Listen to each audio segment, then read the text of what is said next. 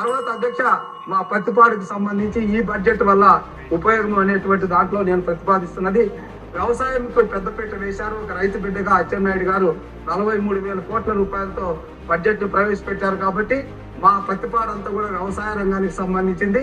అక్కడ రైతులు అనాదిగా కోరుతున్నది Guntur channel modernization, Guntur channel పొడిగింపు. అధ్యక్ష, నిజంగా ఇది వాటి యొక్క అవసరాలు గుర్తించే చంద్రబాబు నాయుడు గారు దానికి శాంక్షన్లు కూడా ఇచ్చారు.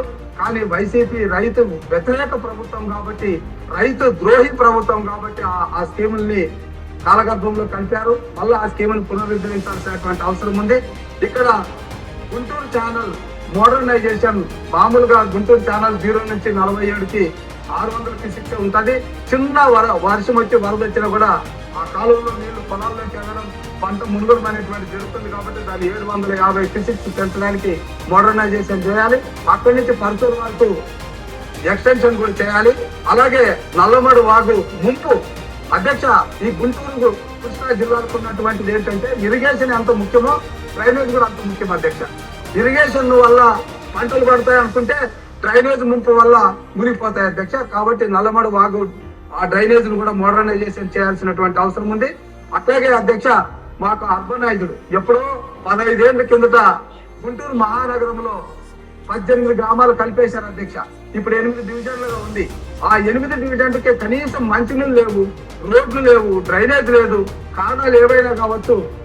దానికి కూడా ఇప్పుడు అర్బన్ కింద ఎక్కువ బడ్జెట్ ఉంది. కాబట్టి మా మినిస్టర్ గారు దాని మీద శ్రద్ధ వహించాల్సినటువంటి అవసరం ఉంది.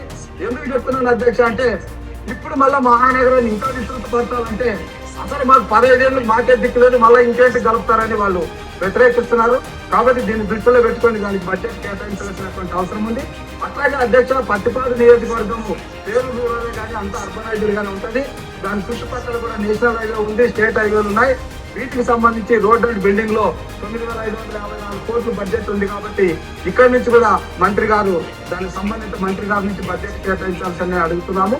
అట్లా ఇండస్ట్రీ జోన్ కి సంబంధించి ప్రతిపాదనలు ఇవ్వమన్నారు. మా దగ్గర ల్యాండ్ ఉంది, ఇండస్ట్రీ అప్పు పెట్టడానికి సిద్ధంగా ఉన్నాం. స్కిల్ డెవలప్మెంట్ సెంటర్ కూడా పెట్టాల్సిందిగా కోరుకుంటూ అధ్యక్ష